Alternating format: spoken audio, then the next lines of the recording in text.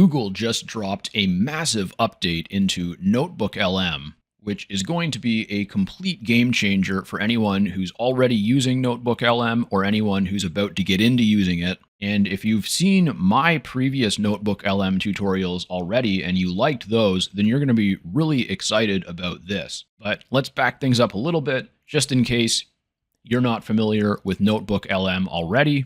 NotebookLM is an AI tool that is part of Google Workspace.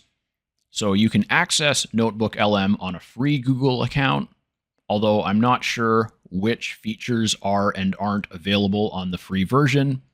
I'm using the Pro version on my Pro Google Workspace account. And the best way I can explain NotebookLM is that when you go to create a new NotebookLM, you can add whatever sources to it you want, and it basically creates a small language model that prioritizes the sources you gave it as its knowledge base. And so Gemini and ChatGPT and Claude, they all run on large language models, which are the actual AI models that give them the ability to do what they do. A small language model is similar, but as the name suggests, it has a much smaller data set to focus on, which means it can't know everything, but it can have very fast access to very accurate information. So for example, you can upload 4 or 5 ebooks to a NotebookLM, which is what most of mine are,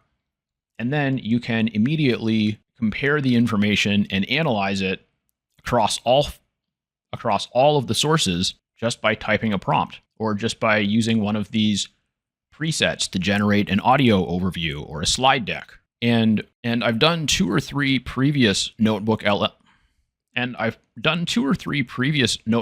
tutorials, and the main thing that I focused on in both of them was using Gemini's Deep Research feature to create a massive data set of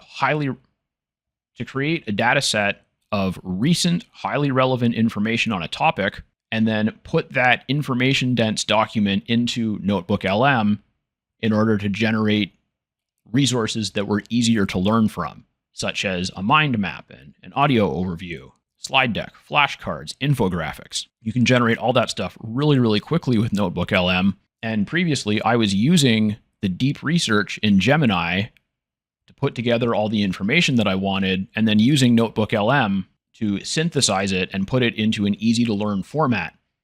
And now, apparently Google thought that was a good idea because they've put deep research right inside of NotebookLM. And so when I went to create a new notebook, now the first thing it's doing is asking me for my sources. And you can see I can upload files, but I can also add files from my Google Drive. I can also use copied text, or I can link to videos or websites. And I can also have it do research itself, and I can ask for fast research or deep research. And then I just need to put in a basic query here, something like, assuming I'm already a good fiction writer, what's the best way to become a successful, that's a hard word to type apparently, self-published author in fantasy, sci-fi, and action thriller genres. So this is a complex and specific search term. It's the type of search term that an older search engine, say a search engine from like 10 years ago, would probably have trouble answering properly. But the AI type search that we have now is designed to answer this type of query, and deep research is best designed to handle this query. It just takes a little bit of extra time. So we'll go ahead with this. And if I understand correctly, it's going to make a research plan, and I don't know if I'll get to approve it or not like I do in Gemini. And then I can add the research it does as well as the sources that it finds to this notebook. That's going to be really interesting.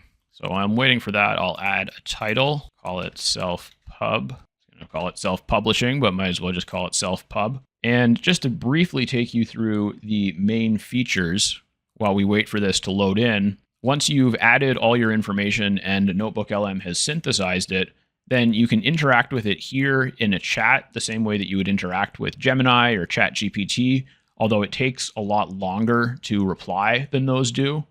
And it tends to use very, very long responses unless you ask it not to. But my favorite way to use it is with these one-click tools over here. The audio overviews are really good. They do them in a podcast style with two very human-sounding AI voices. And the infographics it creates are incredible, very, very detailed, very high-quality art style. I also find the mind maps really helpful to get a high-level view of different topics and look at how everything connects together.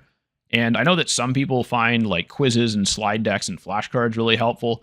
That's less my learning style, I think, but you can generate them very, very quickly. And data table is a newer one. I don't think I've used that yet, but that could definitely be useful for some stuff as well.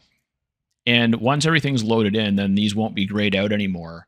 And you can just generate them with one click by clicking on them, and it uses a default prompt to create them. Or you can go to this little edit button, and that will allow you to put your own prompt in to generate that type of content. All right, so that took maybe 10 minutes in total.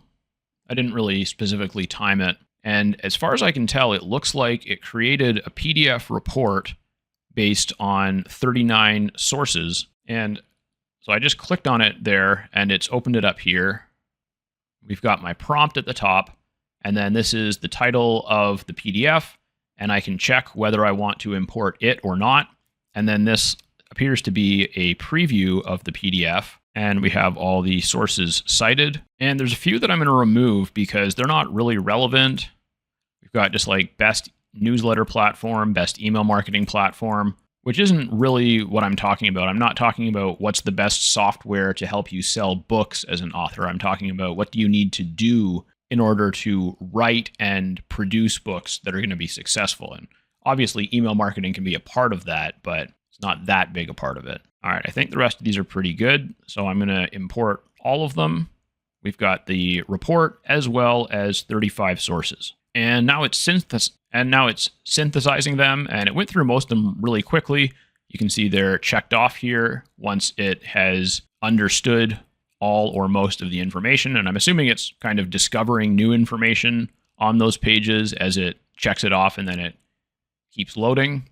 So I'm just going to give it a minute here and wait until all of these look like they're pretty much done. And this could definitely take a little bit of time as well, because basically the small language model, for lack of a better term, that I'm creating here is learning all of this information so that it can use it fairly quickly. It's not necessarily copying all of the information, but it's gaining an understanding of it so that it can reference it quickly when I start asking it to create educational assets. All right, so now it's finished. And once it finished this, it generated this by itself. And from here, I'm just going to generate a generic audio overview because their audio overviews tend to do a really good job and come up with some really interesting stuff. So I usually like to start with that as well as a mind map, because the mind map tends to get generated very quickly. And like I said, it's a very good way to see from a high level what all the topics and subtopics are related to something and how they connect to each other.